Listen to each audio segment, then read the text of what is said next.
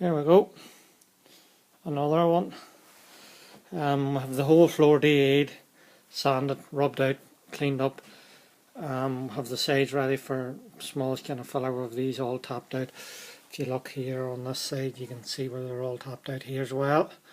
Most of them's all tapped out. A few wee dinges there, and of course on the two corners, and the same on the upper corner here. This all comes back to the question: do you cut the floor out and replace it, or do you try and save it? This floor is good enough to be saved. It's just borderline, but when we got it sandblasted, we gave it a light coat. So I'm after going around the whole thing there with the DA, trying to remove all the primer that had on it, trying to get ready for a wee bit of filler.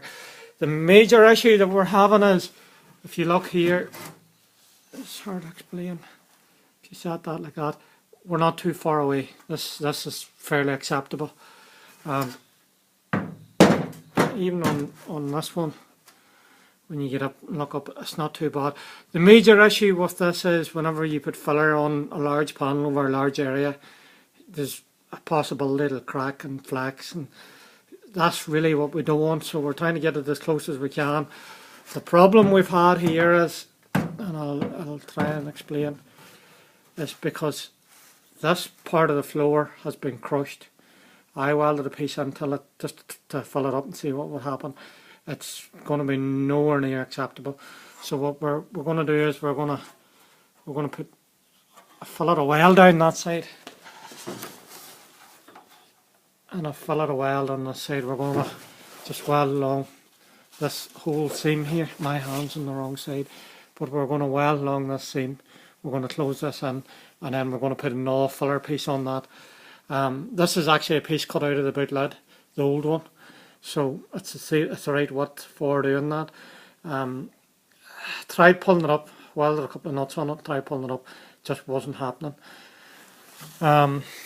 This just takes a lot of time. Just takes a lot of time.